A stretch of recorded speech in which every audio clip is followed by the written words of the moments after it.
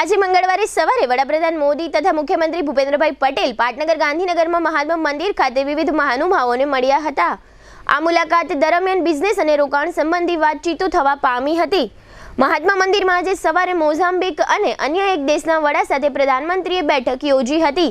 ત્યારબાદ વૈશ્વિક બિઝનેસ અગ્રણીઓ સાથે દ્વિપક્ષીય બેઠકો યોજવામાં આવી હતી।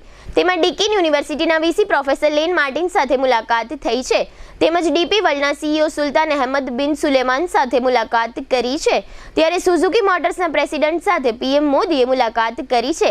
તિમોર લેસ્ટેના રાષ્ટ્રપતિ સાથે પણ મુલાકાત કરી છે, જેમાં ગુજરાત અને ભારતમાં રોકાણ બાબતે વિસ્તૃત ચર્ચા થઈ છે। ત્યારે મોઝામ્બિકના રાષ્ટ્રપતિ સાથે પણ 1-to-1 બેઠક થઈ છે। વડાપ્રધાન મોદી બપોરે 1:15 વાગ્યા સુધી મહાત્મા મંદિરે રોકાયા બાદ રાજભવન જવા રવાના થયા હતા। આજે મંગળવારે સવારે ગાંધીનગર મહાત્મા મંદિરમાં સીએમ ભૂપેન્દ્ર પટેલે પણ બેઠક યોજી હતી, જેમાં જાપાનના ઉપમંત્રી હોસાકા સિન સાથે સીએમની મુલાકાત થઈ છે। ગ્રીન હાઇડ્રોજન, ઈ વ્હીકલ, સેમિકન્ડક્ટરમાં રોકાણ મુદ્દે ચર્ચા થઈ છે। માઇક્રોટેકના પ્રેસિડેન્ટ સીઈઓ સાથે સીએમની મુલાકાત થઈ છે। તેમાં સીએમ ભૂપેન્દ્ર પટેલે સંજય મહેરોત્રા સાથે મુલાકાત કરી છે। સાણંદમાં સ્થપાઈ રહેલા માઇક્રોટેકના પ્લાન્ટ મુદ્દે ચર્ચા કરી છે।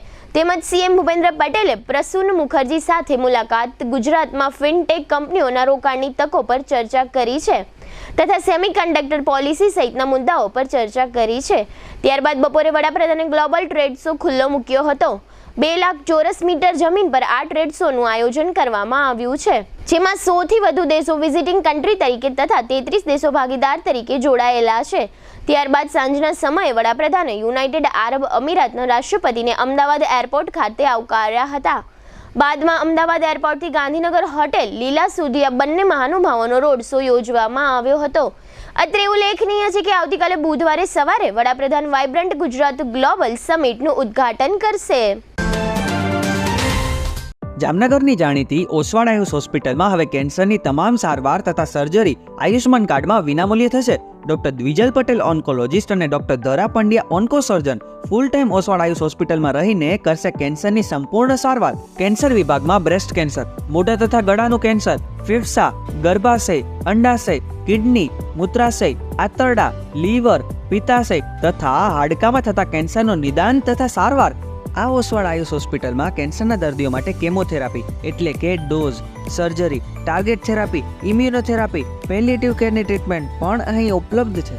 આ ઉપરાંત હાલારની સૌથી મોટી 172 બેડની હોસ્પિટલમાં 53 ICU bed, 10 emergency bed, 7 operation theatre, 7 full time speciality અને 21 કન્સલ્ટન્ટ ડોક્ટરોની ટીમ ખડે પગે તેમજ દર્દીઓની સેવા અને વ્યવસ્થા માટે 250થી પણ વધુ સ્ટાફગણ। કેન્સરનું નિદાન તથા સારવાર માટે Oswal Ayush super specialty hospital, 5556 Digvijay plot, Jamnagar. Mobile 9512 8 12 877, 9512 8 12 88 9।